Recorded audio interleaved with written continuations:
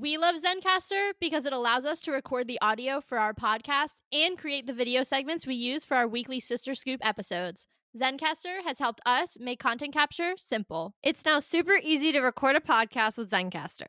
Log in using your browser and start recording a high-quality podcast right away. Record studio quality sound and up to 4K video with your guests, and feel a sense of zen knowing Zencaster's multi-layered backups ensure you always have your recordings in the highest quality, even if the connection is unstable. If you've thought about podcasting before and realized that you need a lot of different tools and services, those days are over. With Zencaster's all-in-one podcasting platform, you can create your podcast in one place and distribute it to Spotify, Apple, and other major destinations. Just go to zencastr.com/pricing and use our code SistersAssembled, and you'll get 30% off your first month of any Zencaster paid plan. We want you to have the same easy experiences we do for all of our podcasting and content needs. It's time to share your story. Katie and I are always hungry, and one snack we both love is beef jerky. That's why we're so excited to tell you about one of our favorite jerky brands, Matt Hat Jerky. Matt Hat's delicious taste makes it a great snack, and the variety of flavors, including original, black truffle, and my personal favorite, roasted garlic, means there's a flavor for everyone. Plus, it's local to the area where we grew up in, which we just love. Use the link in the show notes below to get some Matt Hat Jerky for yourself, and make sure to use our coupon code SistersAssembled for 10% off.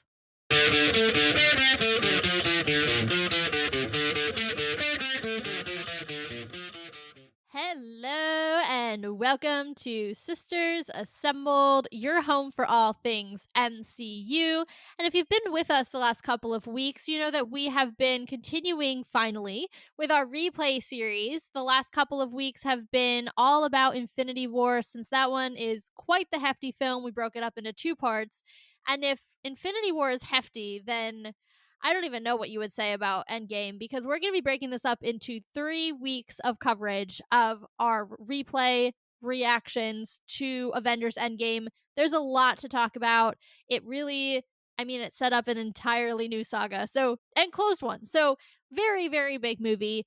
We, this week, are going to be focusing on kind of the first half of the film, and then next week we'll do the second half. Then we'll have a whole separate episode on our big three, because those guys showed up and showed out in different ways in Endgame. So, with all that being said and a little bit of the tone set, as always, probably best if you've rewatched Endgame recently. You'll get more out of this. Katie, take it away. Endgame is so hard for me. As soon as we started watching it, I was like, oh, I already don't want to be here. I think starting off from the very beginning, I forgot a lot about Endgame. I think I just blocked so much of it out that I really did not remember almost any of it. The cold open with the Bartons. Yes. I knew that was in there, but I did not know, I did not remember that was the cold open. No, I fully didn't remember at all. That's what I mean. I think I completely just blanked all of this out of my mind. And so when that started, as soon as the scene started, I remembered it. Yeah. But I didn't remember going into it. And I was like, oh.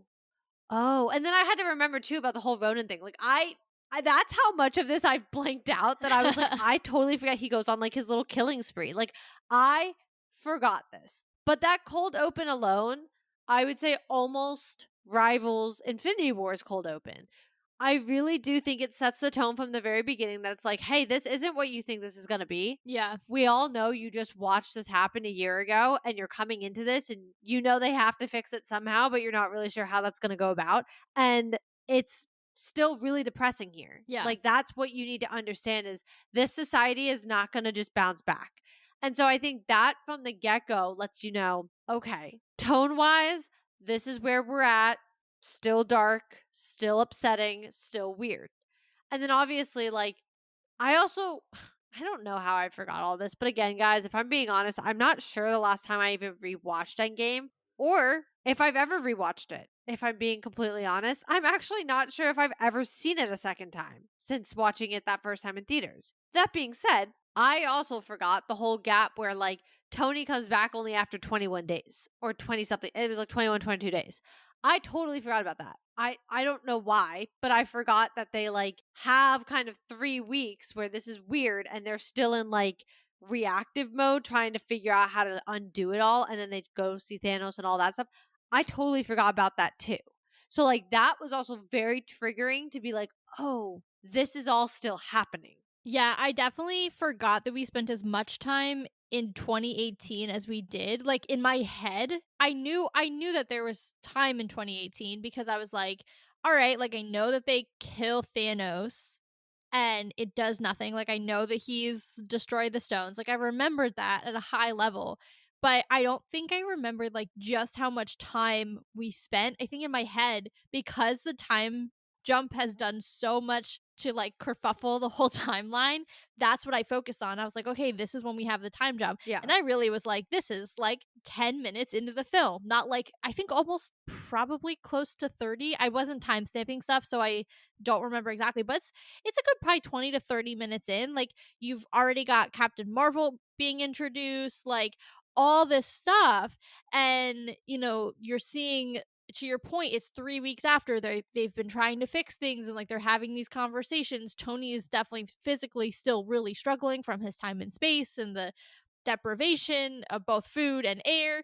I forgot how much time we spent on the ship with him and Nebula. Like, there's quite a bit of action, not action, but like quite a bit of scenes that happen still in 2018 in the direct aftermath. So I definitely forgot that we spent that much time. In my head, we're like in 2023 within 5 minutes. So all of those scenes, when I think about Endgame or prior to this replay, all of those scenes to me take place so fast. And like that is not the reality. Well, honestly, I actually think for me, a lot of those scenes I just forget don't happen later. And it's more of I know conceptually the scenes rather than like I'm picturing them perfectly. So, because of that, like obviously I know Thor looks very different later in the movie, but like I'm not picturing Thor. I'm just thinking about like relatively when he is doing that thing with Stormbreaker and like the whole thing with Captain Marvel and whatever, like I know they look different later in the movie, Yeah. but in my brain, like I'm not remembering this happens during this period and I'm thinking it's happening later.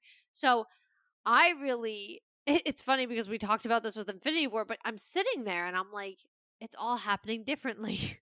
And I'm like, it's not. It never is. It never is. It's obviously a set in stone movie. It is going to play out the exact same way every time. I watch it, you watch it, anybody in the world watches it. But I really did because I remembered so little of it. I was like, whoa, this is like really happening right now. But yeah, we spent a lot more time in that 2018 post snap, like directly post snap 3 weeks than I think I really anticipated that we do. And then obviously, like, that kind of gets our heroes all relatively there. And then we obviously time jump again. And that's where it takes us to the rest of the movie. But before we kind of dive in further as we go to the time jump, we're not going to spend a gross amount of time right now on Tony specifically because we are, as T mentioned earlier in the beginning of the episode, we're gonna do a whole episode on the big three. But I'm just gonna say he's so annoying. Yeah. Like I was watching this, and I mean, I called this last week already. Yeah. I knew because I this scene I remembered. Yeah. Yeah. It stands out. Yeah, well, when he gets off that ship and the first thing he's doing is pointing fingers. And you know what Cap said to him initially? Because he said, I lost. And Cap was like, I did too. Like, we didn't succeed either. Hello, olive branch. That's saying like neither of us were successful. But Tony's out there first being like, you said you'd be there. Hello, dude. He You were in space. was. He was. Steve actually was there. You were in space. Second, later on when he goes on his whole little like whatever, when they said they were gonna, I think it's after or it's before they go back for Thanos, but he's going on like when he's on the IV, he's going off. And I literally was like, clearly you are somebody who's never lost in their life. And you haven't. Like you're showing that you're a billionaire, buddy. Like I could see it. You're showing that you're a billionaire because you've never lost a thing in your life. That's not true. He lost his parents, but Oh, savage. whoops. No, I wanted to walk back because I was like, don't let that be a soundbite. Yeah. That is not true. Obviously, I know he lost his parents, but you could tell like he has had a lot more privilege in his life than some of these other people who have lost a whole lot more, like in comparison to like Natasha or Steve, who also lost 70 years of his life and things of that nature. Like there are very significant moments for some of these people that have lost, in my opinion, compared to a billionaire genius playboy philanthropist. I was like, come on, you gotta say the rest. Yeah, I know. I was like, I have to just commit to saying the whole thing. But like, you could tell, like, it was just so aggravating the way it was like finger pointing. Like, Yeah. they weren't there in the Battle of Wakanda. And also, like, they were the first to, and obviously Tony doesn't probably realize this because he doesn't give anybody else the moment to like talk. But like, they were the first ones to face Thanos with 5 stones. Then when he got the 6th one, like, they faced him head on with all the stones and were fighting. I mean, Steve literally got punched in the face by Thanos with 5 stones. Yeah. Like, he tried. He was holding back the gauntlet. He tried. Yeah. So like, let's not pretend your battle was worse than anybody else's, which he was. Oh, I got a moon thrown at me. Hey, buddy. Like, everybody got blasted into oblivion and then he snapped. Yeah. And they watched it and they witnessed, like, it was very aggravating. Like, this whole movie, I have to say, very aggravating. But that first little bit, for that to be his first reaction and the finger pointing was just, it was upsetting to watch. It was very immature and it was very frustrating because, and I know we're going to talk about Tony, so I will keep this very brief, very high level. But I do think that, like, as much as I don't give Tony Stark props, up until this point, there's a lot of growth from Iron Man 1 and who he is at the beginning of that film to right now. But he is regressing so far. And it's very, very frustrating because you're like, I've spent like 15 years. Well, I'm sorry. No, this was 2018. So 2019. So I've spent 11 years watching you, and you make mistakes for sure, but you're still like net positive in that, like, you're getting more mature, you're becoming more selfless, like all of these things. And then you decide, I'm going to come in hot as if nobody else lost anybody either, as if nobody else was giving their all, as if nobody else fought Thanos. Like, you're not special, Tony, just because you got on the ship. You're just not. Well, and mind you, what really plays out that aggravates me then even more, it's like salt in an open wound, is he even says, or I'm not sure if he says it, but, or Pepper says it to him, but either way, one of them expresses like they got really lucky. Mm-hmm. I think Pepper says it to him, like, we Yeah. got really lucky, but other people didn't. And I think that sentiment is like nail on, like hitting the nail on the head, on the nose, whatever, doesn't matter. It's perfectly said because his life is Pepper. And so when as soon as he knew that she was alive, which was 5 seconds after he got off the spaceship, he was good. Yeah. And out of everybody, he created a life for himself. He is the only person that when you see later on in this movie, he's the only one who Is better off. yeah, the snap was fine. I'm sure, I mean, I actually don't know if we ever find out if Happy is snapped, but like, he's not even really mentioned. I don't think he is. I'm trying to remember. No, because Morgan knows him. So Happy was not snapped either. Neither was Rhodey. You've got his Neither two was best Rhodey. friends. Two his best friends, his wife, and then they choose to have a child together. Yeah. So post snap. So all of these factors, like, this man, for the most part, plus he's still a billionaire, Scot-free. scot-free. Like, he is the only one who's going to walk out of this and be pretty good. And that's why, like, even later on, as like Steve's trying to talk to him and he wants nothing to do with it, I like could physically jump into the movie and punch him because it's so obnoxious to me. Like, it's so obnoxious because if it wasn't for Pepper, this man was totally content not helping. Truly. Like, he was actually totally content. She's the one who sat there and said, you wouldn't be able to rest, and a lot of people aren't able to be as happy as we are. A lot of people lost a lot of their loved ones, unlike us. And here and like, we're happy, but a lot of people can't be. So it's like so aggravating. She's always been his moral compass. Even when he didn't have half of the like ethical thoughts that he does have, she's always been the one who is potentially actually really seen his potential Yeah. as a better person than he has shown himself or had shown himself to be at certain points.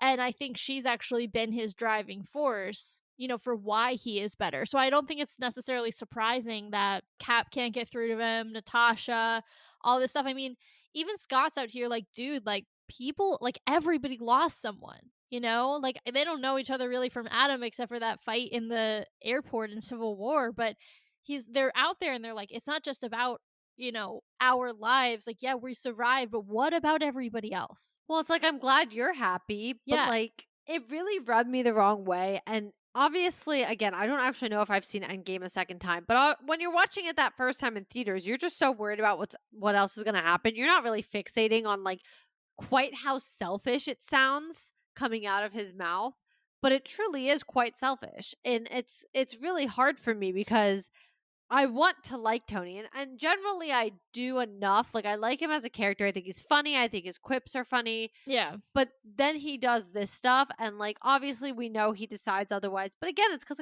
it's Pepper. It's because of Pepper. But we know he decides other. Well, a little bit of Peter. Yeah. At least Peter's the reason he at least starts to look into it, but Pepper's the reason he goes through with it.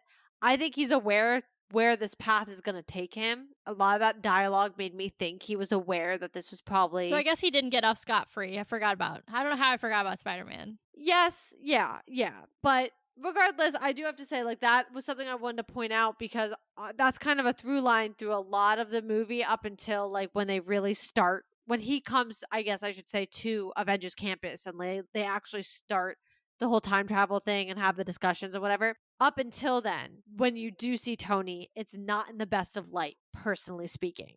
The thing that like really like had me about to throw a remote was when he brought up when he just came at it from an "I told you so" perspective and was like, "I tried to put a suit of armor around the world," and I was like, "Honey, what happened? Your suit of armor tried to kill everybody. You literally put a city in the air and then dropped it or almost dropped it.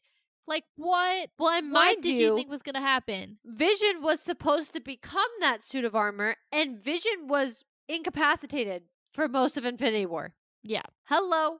Hello. Like, I don't know what to tell you, my guy, but I think it just was so bothersome because, like I said, he stepped off that ship and it was essentially swinging already from the start. Yeah. And it was like, dude, you don't know any of the facts. Like, you're acting like these guys all got off scotch free. They did not. Well, and he also is like, because he's acting as if because Steve wasn't there and Natasha wasn't there, but mostly he's directing it at Steve. He's acting like because Steve wasn't there the moment he left Earth, that Steve never came. That he just, la di da di da, wherever he was hiding out, he just hid there and Thanos got whatever he wanted on Earth. He did get what he wanted, but they put up a fight. Yeah. And like, how would he know that? He wouldn't know that because he wasn't here. And it's like, you're coming out and accusing them of what? Of just standing on the sidelines? They fought just as hard, if not harder. So I'm not really sure what leg you're trying to stand on here, buddy, but it's faulty. That's exactly how I feel. So from the get go, I was frustrated. And then obviously, as we move into 2023, we have our time jump. And I think that it solidifies even more my anger because we see how messed up the world is. Yeah. And honestly, the irony in a weird way is we had COVID a year after this movie came out. Yeah. And not that it was exactly the same, but some of that concept definitely feels like it rings true. Yeah. Like there were definitely some parallels watching it now to kind of be like, oh, wow. Yeah. Like having lived through that global pandemic as we all have and how that looked. And obviously we're in America. So for us, like we had about a two and a half, 3 month full shutdown. And then we like very, very, very slowly we're starting to come out of it. But the parallels were really aggressive. And just like obviously we didn't have ships all like up against the Statue of Liberty, but like how you could see things that just from things aren't right because it's just like it's off. Everything's a little eerie. There's a weird tone to everything. And that's what you see as soon as we hit 2023. You're like, ew, you could tell this is weird.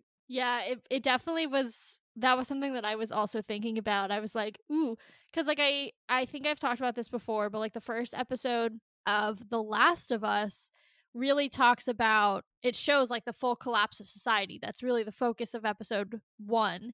And what's fascinating is that is actually a, I guess you would call it a pandemic. I don't know. I don't really like know the official term, but it's a fungus and basically, makes you a zombie for lack of better medical terminology. But they start to talk, there's this cold open to the show where they're talking about, oh, well, this could happen and X, Y, and Z, and this is how it would happen and all these things. and it is so reminiscent to like the pandemic that like I really struggle watching that cold open. So then going into like this and going into Endgame, where you're actually seeing very much like parallels to what happened when we were in shutdown, right? Like that scene of Scott walking down the street in San Francisco where he's holding the wagon and there's I think two, one where he's walking to the memorial and then one where he's walking to his family's house. That's eerie, but that's also like very much what it was like in the early days of the pandemic. Like you all know, I live in New York, but I also lived there briefly before the pandemic. And I had to move out, what was it, probably June 2020. And I just remember coming back to the You city were for the out first, sooner than that. no, I think it was early June because I didn't come home till mid March. Oh, you're talking moving out, like, Yeah, permanently. no, I mean like actually like Oh, moving out I was of like, the "No, place that you I was came living. home as soon as the pandemic No, started." no, no. I was living at home, but when I actually like ended my like lease and was like moving out, my mom helped or our mom helped me move out. And it was very eerie. Like we came back for the first time in a couple of months to the city, and the streets that I was used to being bustling had no cars. Like we drove through the Lincoln Tunnel so fast, not speed wise, but like no traffic. Then, I'm used to there being people on the sidewalks all the time. No people on the sidewalks except for the National Guard because I lived by the Javits Center that was a field hospital at the time. And like so much of that then reminds me of Scott's walk down the streets of San Francisco where there's nobody out and he's so confused and it's quiet and it's eerie and it just feels wrong. So yeah, there's like a little bit of like triggering going on there, which to your point, this came out a year before the pandemic. They never could have known, yet in some ways it was like a premonition, which is like even eerier. Yeah, but I think almost because we all, and literally we all do, like, every single person on this earth has this thing to pull from, it almost hits even harder because you really do understand, like, later on, Thanos does this whole, like, where do you, or was that the beginning? I don't know, but his whole, like, where'd that bring you back to me or whatever. You couldn't sit with your own failure, that line. Right. But like obviously he's also alluding to the fact that because he also has like a dialogue where he's like, well, this was supposed to be I'm paraphrasing a lot, but essentially it's supposed to be like this was supposed to be the answer and you guys like you couldn't bounce back as society or I don't know, something like that. And it was like it does show how something like the snap so greatly cripples the world that 5 years later they really can't come out of it still. A collective trauma. Yeah, I mean, well, it's not even just that. Like, our society at this point has been built to sustain, to a degree, this insane amount of people. What is it? It's like over 7 billion people on Earth or something like that. Like, I'm not up to date with the most current statistic, but I know there's a lot of us. And when you take half of that, like, you can't sustain what you're used to sustaining anymore.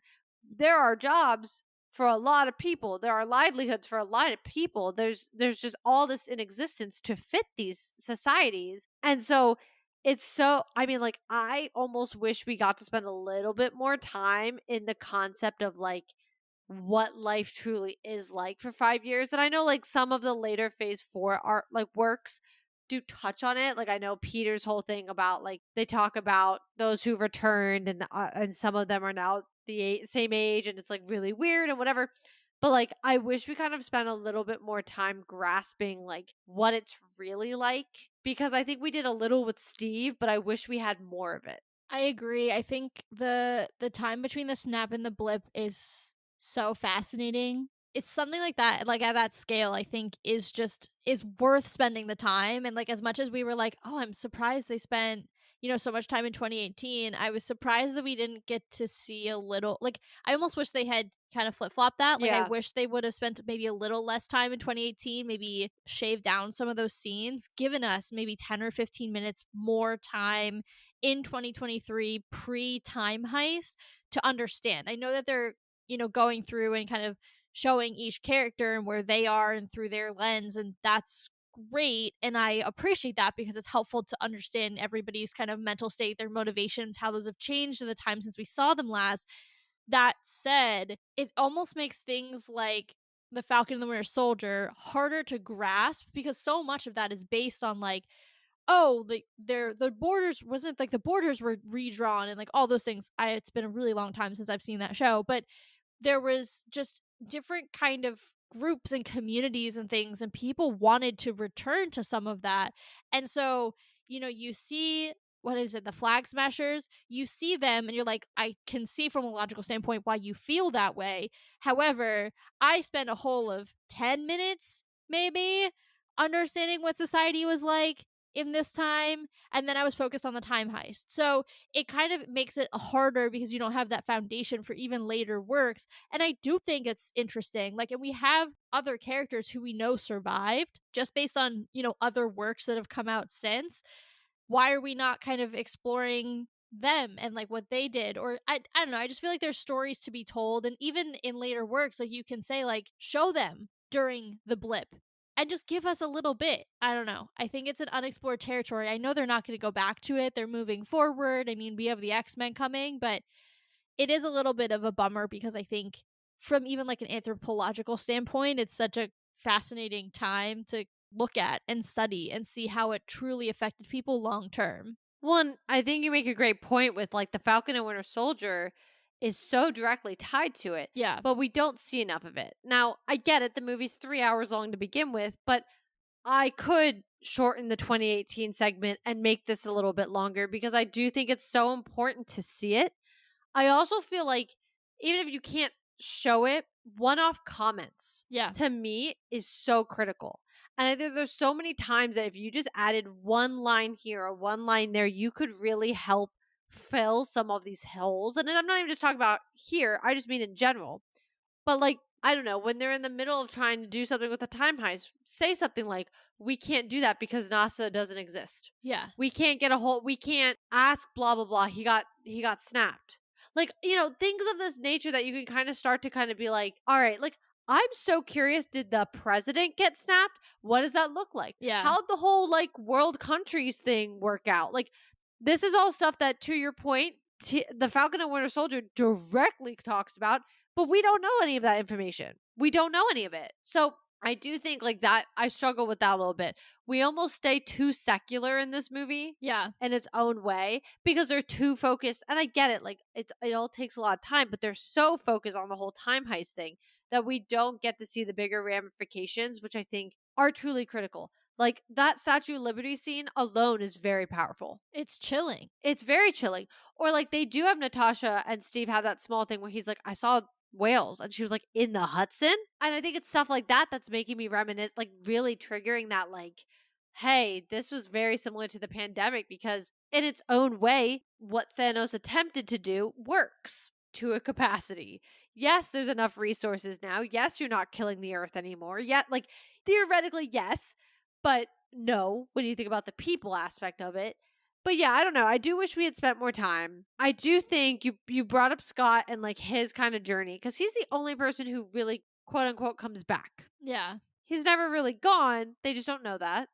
And he's the only person that I think sees it for the first time and isn't living it. Yeah. And I think we don't even get to see that when the people come back from the snap because they're just back to society. Like, yeah, the society has to figure it out, but they're just back. They didn't live any of this.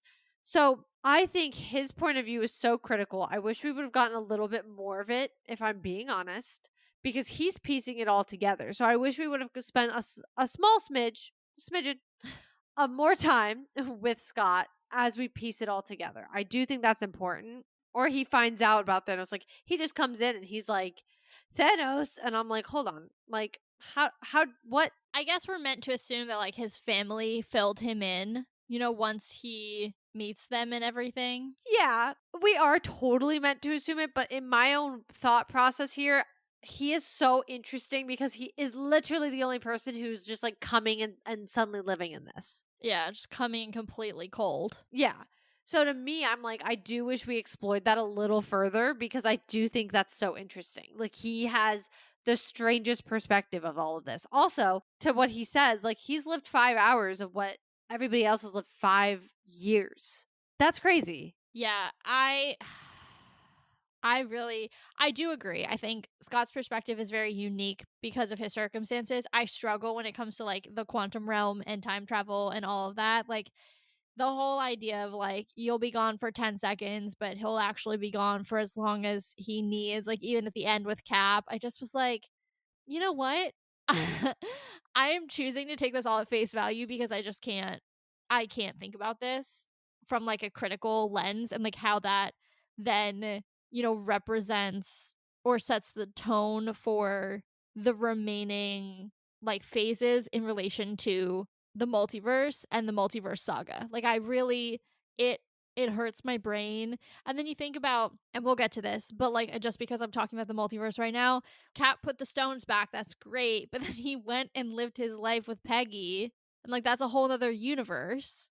And I just like I have so many questions. Well, this is jumping ahead a little bit, but I wanted to bring this up and I'd rather give it the air to talk about here because I know we're going to have so much to talk about next week with like the final battle and everything. So the plan was, just so y'all know, the plan's not to get too heavily into the actual time heist just yet. We're going to save that for next week and we're going to save the final battle for next week. But there's one thing I do want to discuss because as we are discussing time travel, I feel like it would be a big miss on us if we didn't discuss it. I actually backed up and had to rewatch this scene because I was like, hold on. Hold on. So this is not directly about the time heist. It's taking place during the time heist. But when Hulk, who we'll get to, I don't remember hating Professor Hulk as much as I did when he was first introduced. I was like, oh my God, I forgot he sucks. I can't He's very stand Professor Hulk. obnoxious. Yeah. I was like, this sucks. This is He's not like the cool. worst of both personalities. Yeah, he is. He really is. Well, even King Valkyrie, well, she's not king yet, but it's just like I actually think I liked either version of you better. And she was all of us in that moment. Yeah, like 100% woman of the people. Yes. But I do want to point out, and now this is going to be a headache, but I think we have to discuss it. The Ancient One says something that I literally, like I said, I had to rewatch it because I was like multitasking in the middle of like watching the movie, obviously, and I was like, wait. So she makes a comment about the stones, that the stones are like the backbone of. Again, I'm going to paraphrase and how I remember it, but the stones are the backbone of the universe. Yeah, And I caught that too. the second the stones are gone, they're supposed to be holding the universe together. The universe is no longer being held together. Yeah. And I was like, oh, Miss Gurley just told us, technically speaking, when the multiverse opened. And it was the second Thanos destroyed the stones in 2018. Oh, I didn't actually go that far, but yes, you're right. Yeah. That is why when Loki takes the Tesseract, he's able to create a branch. Although he didn't actually, but he starts to create a branch because think about that. That's all. The multiverse is now fully open. That is why this whole, oh, they were supposed to do that. Yeah. It all starts to check out. I'm like, you just completely explained when the sacred timeline, it all of this. I don't want to go into all the terminology because that's going to hurt my brain. You said the word sacred timeline, and I felt my brain. I know. Just as soon as I said it, there was like fear in my eyes. Like I felt like a deer in headlights, and I was like, glazed oh my over. God. I was like, oh, we're back. I know. But essentially that's my understanding of what she just said was the stones held us together. And okay, I don't want to get into the whole TVA thought process of this because the TVA gives me a headache on a good day. So I'm not going to get into this. But from my understanding of that, we were chilling as the sacred timeline until the stones were destroyed. I think we do need to bring up the TVA. I don't want to because I hate them. Look, you know how I feel. So if I'm saying it needs to be brought up, it's because like I think that we would actually be doing y'all a disservice if we didn't talk about the TVA. But that said, if what you're saying is true about the stones and like we're meant to take what she said absolutely literally, then the idea of the TVA shouldn't exist because their whole thing was they were maintaining the sacred timeline. Right. But guess what? The TVA doesn't actually know their own lore. I understand that. And I'm really I actually think I blacked out Loki seasons 1 and 2 because I'm trying to remember. Oh, it's Kang. Yes, right. I was like, I know there's a big secret, but what is the big secret?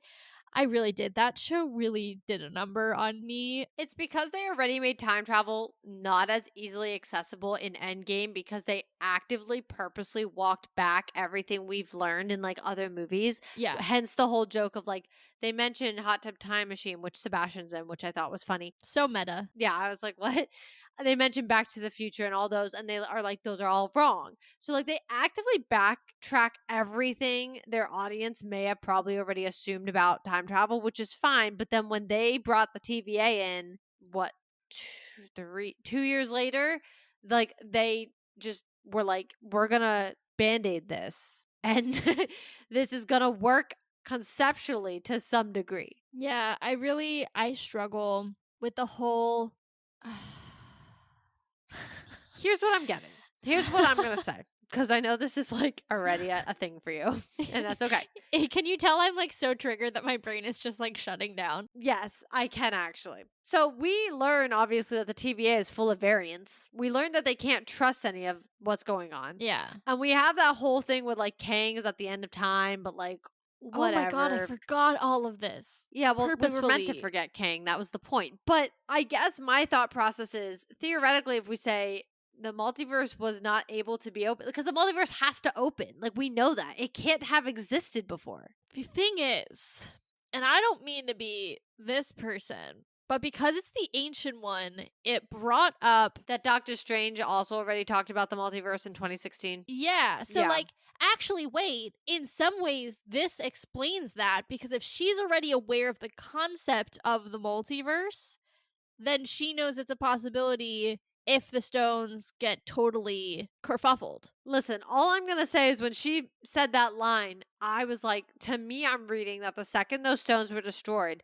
the very fabric of the entire universe that was holding it to the sacred timeline and was holding it to one spot shifted because they were literally the backbone of the universe. Well, doesn't Odin explain that too in I want to say the Dark World? Oh, yeah, you're not going to get that out of me.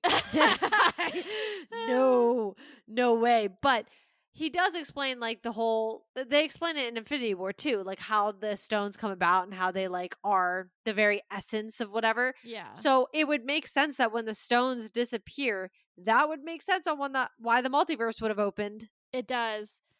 This actually like reframes a lot of how we think about the multiverse and its origins because I think what did we kind of pin it on before was the moment. I'm not sure we fully did. Yeah, because there was all those questions about like Loki and like when is the multiverse opening and like that thing about the time. I'm gonna call it the time warp because I can't think of the loom. Oh my god. Oh my god.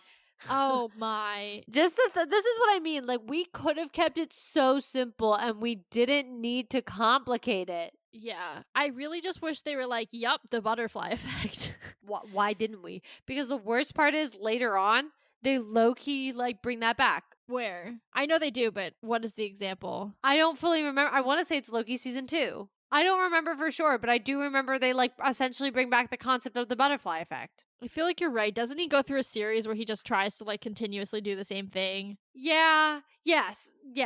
This is all vague to me because God, I've like blocked this out. And it was also the same night the Marvels. We had to do that was double a rough recordings. night. That was that was bad. Yeah. Either way, back to my point. I think she tells us straight there that when these stones are destroyed, that's what happens. So guess what? The stones get destroyed by Thanos in 2018. So then I'm just thinking through. So then I guess where I'm getting stuck though, and it could just be because my brain refuses to understand this concept as a matter of principle. But she's saying you have to return the stones or you're going to create branches. But if the multiverse is already essentially open because Thanos in the future has already destroyed the stones, then what's the point of bringing them back other than to get Captain America off the board? Steve's cap. Because we have to remember that right now, the multiverse is being eyed as a bad thing. And theoretically speaking, again, the TVA doesn't fully make sense to me, but let's say it's formed the second the multiverse happens. Kang puts it all together, whatever. I don't know.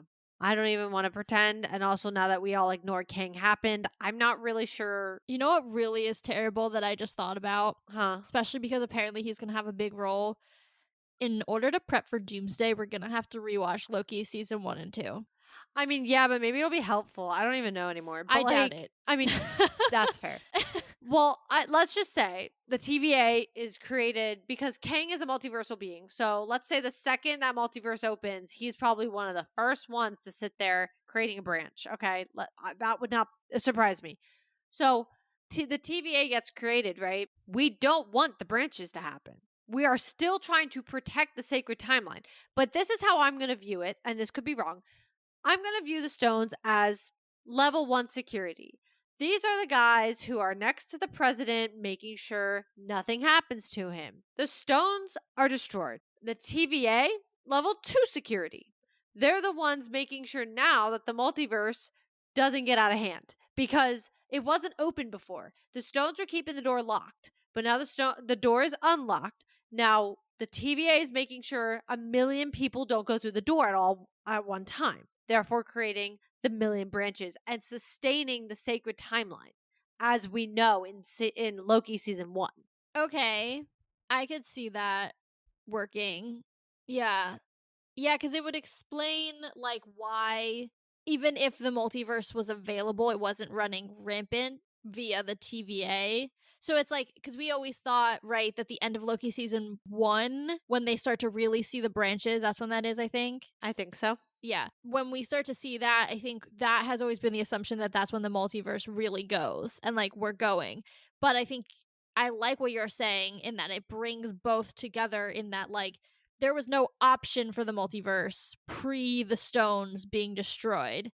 Then the TVA tried to hold it back, but then Loki happened. And I don't mean just the show, I mean Loki as a person. And then after that, it's kind of been a free for all, which makes sense. I am so curious, and I know we're never going to get this answer because after this, when they realized they did a time jump, they were like, LOL years.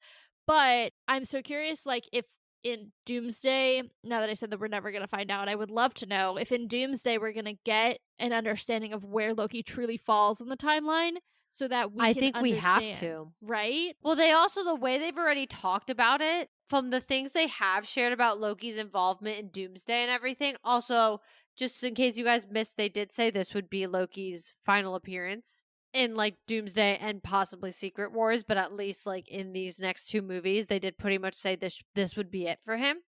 So that being said, if we take that whatever, either way, he's going to have to play a prominent enough spot and part in this that I would think we have to learn where he is actively like hanging out. Yeah, because I just think that whole show, like, is just sitting still on an island. And when you have an entirely multiversal, like, series of movies or duology essentially of movies that are about the multiverse and time travel, you should probably pinpoint when some of the biggest multiversal and time travel moments are happening so that we understand what the lead up looks like and how things were impacted. Because we still, other than Deadpool, have not truly seen the impact of either season of Loki, if I'm remembering correctly, on anything in the MCU. Well, and it all starts here. That's the thing. And when you're first watching this movie, you're not going to think about what the ancient one says because you're not thinking about it in that context, right? Right. But now that we're witnessing all this, we're in the multiverse saga. Like, to me, that is the biggest thing she could have sat there and said, because, and maybe I'm reading into it, but we have the ancient one on our screen for 2 minutes, and that's one of the lines she is given to say. There's a reason. You know what I actually picked up on more than that? Like, obviously I was paying attention to that because I knew it really is setting, little did we know, it is really setting the foundation for the next 3 phases, right? Yeah. It's starting to have those conversations, giving us a little bit of vocabulary at a very base level, but also at a high level. But the line from her that actually really stuck out to me, also because of subsequent projects, is when he's having the Hulk is having the conversation with her, and he's saying, like, no, this Strange gave up the stone. And she said, oh, then I must have made a mistake. He is supposed to be the best of us. And I was like, girl, who are you talking about? This is the man who, in every version of the multiverse, causes problems. This is the man who, like, literally uses the Darkhold and like dreamwalks and gets a third eye and causes an incursion. The best of us in what universe? Because every universe he's kind of a jerk. Okay, but may I remind you that this woman is also a walking hypocrite? I 100%. But I guess where I'm like confused is you look at then Wong and you're like, Wong is so unproblematic. Like, how is Stephen Strange the best of us? Well, the other thing I'm going to add is he is no longer the Sorcerer Supreme. The second he got snapped, he's essentially no longer Sorcerer Supreme. So every decision he makes post that, low-key not valid. I mean, sure.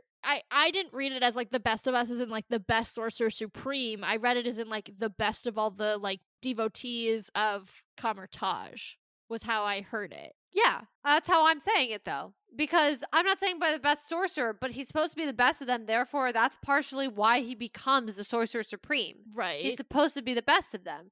But when he stops being the Sorcerer Supreme, which is essentially what happens the second he's snapped because they have to replace him, everything that happens subsequently, I mean, he's no longer the Sorcerer Supreme. He doesn't need to be the best of them.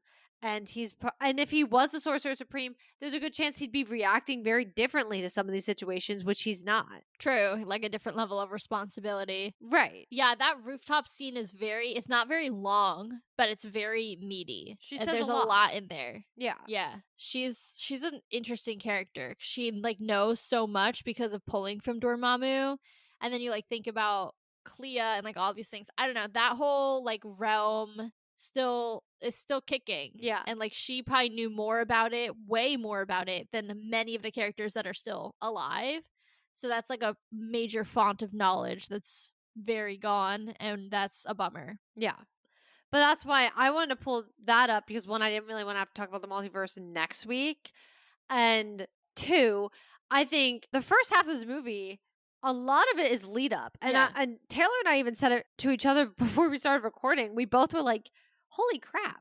Halfway through this movie, you don't even realize like you're just starting the time heist. Like, we don't spend as much time doing the whole heist and the final battle as you think you do.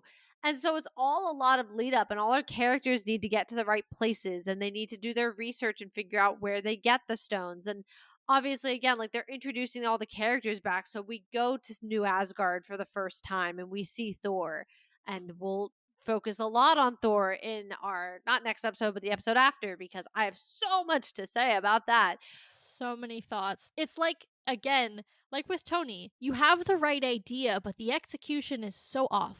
Every single one of the big three was in their own way character assassinated, in my opinion. Yeah. Well, it's like I talk about the mental health, the mental toll. I love that. I love that conversation. That was how you chose to do it. And then you have something, a few years later, as nuanced as the Thunderbolts, having a similar conversation about mental health, and it's done and executed so much better. And it's like, see, that was all you need to do was just actually have a nuanced conversation instead of making him the butt of every joke. But we'll save that for the part 3. Yes. I just had to get that out because it also, I was like, okay. Yeah. But I do think, like I said, a lot of the first half is leading up into this bigger story and this time heist that they begin. But we see our heroes reconcile. We see our heroes all come together. And I think that's very powerful to see them all starting to work towards it again. It's nice. It's nice to see. And so like the first half of the movie is relatively feel good. Yeah. Like it is. And don't get me wrong, there's like some fun jokes too. And again, we'll focus more directly on the time heist. But from a high level, the jokes, like just some of the things they're able to say, like I forgot so hardcore about them low-key redoing the elevator scene from the Winter Soldier and instead having him do the Hail Hydra. I was cackling like I never watched this movie before. I knew you were gonna love that. Oh, I literally was like, oh my God. Like scene from scene, straight out of it. Like I almost was like, you could have cut in the Winter Soldier right here and I don't think I would have noticed fully. Like it was beautiful. And I just like, it's stuff like that, like those little callbacks that I think make the time heist portion so fun. Yeah. In its own way. Or like the stupid, like Hulk hates stairs. Yep. No more stairs. Like America's ass. I mean, some of these lines are like things that like people were actively saying. Yeah. Like as jokes and like in jokes for years. Like, I Yes. think it's finally started, just not finally, but like I think it's just within the last year or two started to peter off. But like for years, my friends and I would joke, that's America's ass. Like, that's just stuff that like it became such a, iconic piece of the film, which is so funny because so much of the film is both at the beginning and the end so dark. Like, there's a lot of loss and there's a lot of death and there's a lot of hurt and pain, yet what's coming out is like these moments of just like sheer levity. So it's fascinating. But yes, they do a really good job of like not making the whole thing this like intense sad experience, because I think that would have been a real challenge to get through. As much as, I love Marvel probably more than the average person, I would say. I'm here. I think even for me, I would struggle to be like, I want to go watch this film where everybody's really sad and like it's hard to like get through and there's a lot of trauma and pain for 3 hours. Yeah, and I mean, I think I pointed out like they did a really good job doing that even in Infinity War. Like, Yeah. the stakes are high, but you're not like they're still funny. I mean, I'd argue some of the best moments and funniest moments of the entire first 3 phases come out of Infinity War. Yeah. So I see you've copied my beard. I am Steve Rogers still Yeah. to me like is That one one of the gets me funniest. every Like time. I don't know. I think it's so like I don't know. It just it hits the spot. Yeah. But I really do think like that is where I can give the Russos a good job. Yeah. Obviously, their character assassination to me is like where I really was upset with them. Yeah. But I do think they balance the sad with the funny with the like there's a purpose to these movies. And I think they did it very well. So I do applaud them for that. But I don't know. I don't know, man. That whole first half of the movie, like I said, it's all leading up to you're seeing so many things come together. You're seeing the team reassemble.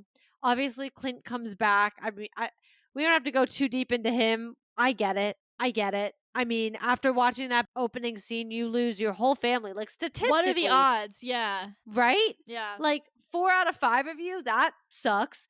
And I get it. Like that man needed to put his skills to use and wanted to do something. And it's not like he's killing your average everyday Joe. So, whatever. Whatever. I get it. I truly do. Yeah, I think what honestly struck me through Endgame, like the whole watching experience, because I do think I've rewatched in the past, but it has definitely been a couple of years. I think what struck me through the whole experience is how much I genuinely enjoyed the film. Like, if you think about it from a narrative perspective, it's a really good film. I Yeah. know we both have qualms with how certain characters were handled and things like that, and that's not to say that those aren't issues, but I think it's a genuinely enjoyable watch. There are high stakes. It's still fun. There are, these really beautiful moments of like teamwork. We finally get the Avengers assemble. I cried like a baby when he finally said that. When they started coming out, I was sobbing. Like, I cried through the whole end fight. I don't know. I don't know why that got me this time. It got me good. And so I just kept thinking to myself, like, I forgot how good this movie is, because I think, and I know you'll probably feel the same way, like, I focused on the things that, man, I really hate what they did with Thor. I think what they did with Steve is like so frustrating, but like, I forgot that like the rest of the film is actually like really tight and really good and genuinely enjoyable to watch. And so it was kind of nice to be like, actually, remember, you like this film. You don't like everything about it, but overall, you like this story. I think I feel the same way, but I struggle a lot with Endgame. And so I feel similarly of being like, I really enjoyed this. Yeah. But I think I struggle so much because it, in its own way, brings so much grief, is not the word, guys. This is a movie after all, but it does bring a lot of sadness to me because obviously I lose my like first and foremost leading lady favorite character that has been my favorite character since I began watching these movies and for Age of Ultron when I sat in that movie theater and I was like, look at that woman kicking butt, love her.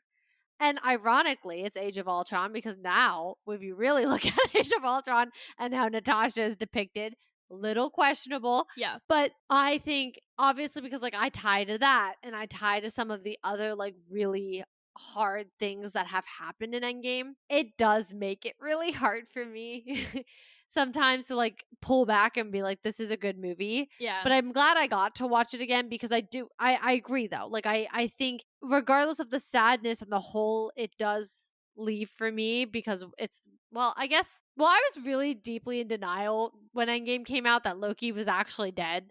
So I don't really I don't really count him. And then they came back anyway. Like they technically brought him back. So like to me, Natasha really was the first one that they like, well, yeah, because I wasn't really involved with Bucky just yet when like I didn't watch Captain America, the first Captain America, and like whatever. But it really, I think I feel a lot of emotions because of that. But I do agree, it's such a good movie in its own way. Yes, it has its problems. They all do, just not Infinity War, but they all or do. Ragnarok or Winter Soldier. You're right. Those are like Those are top like the three. three trifecta of perfection. I would agree. I would fully agree. I even like the first Avengers. I would argue I'm not entirely sure. I feel like there's like aggressive issues with that. I don't know that I feel the same way.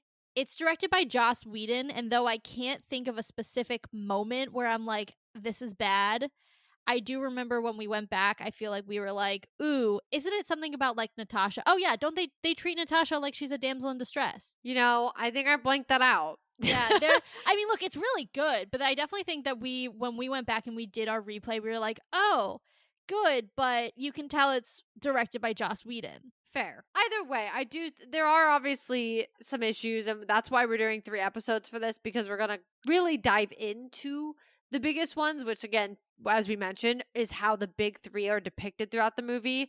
And honestly, quite frankly, Tony alone, like it like solidifies my anger towards him, which it didn't have to, you know? So Yeah. I do think that is probably the biggest problem, but from a narrative, from a front to back narrative to tell the story of bringing back the heroes and everything else, I think it's very well done. Yeah. And the last battle is just I mean, it's like every superhero fan's like literal dream. Yes. It's so good. And you know what? Here's my thought process is was it a little performative? A little. Like obviously having them all come back for the final battle and like everybody gets a moment and stuff. Yeah, it was a little bit of that fan service of like here you go. But I'm glad they did it there Yeah. because I hope they don't do it in Doomsday now.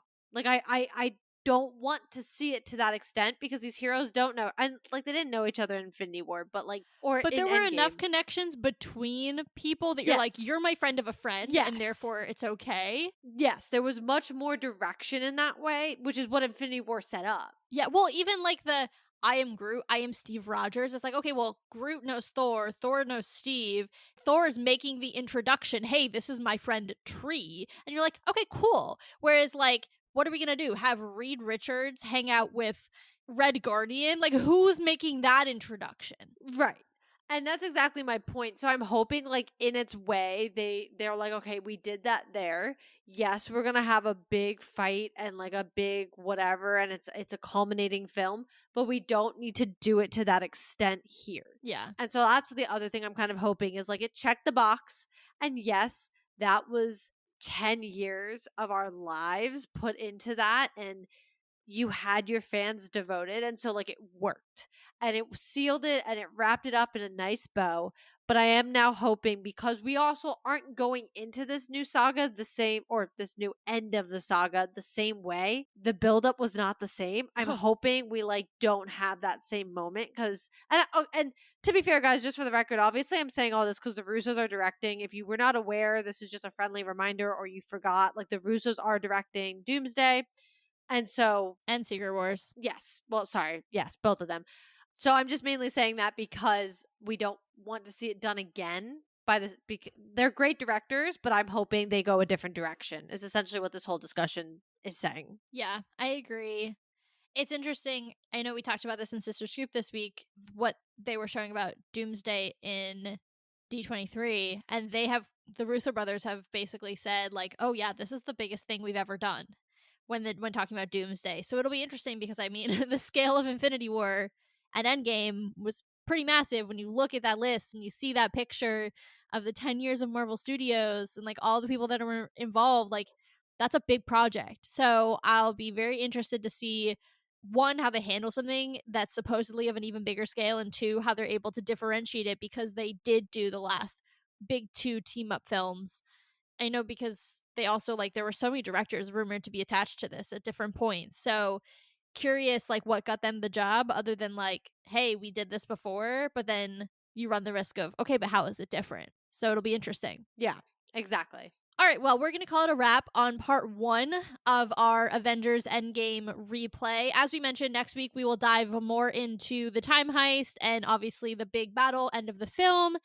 But for now, we are just focusing on the first half. So hopefully you enjoyed it. We'll be back next week. Make sure that you're checking out all of our show notes for the different links, website, buy me a coffee, all that good stuff. And we'll see you next week. Katie, take it away with all the socials. Yes, you guys can follow us on all of our socials, which are linked down in the show notes below.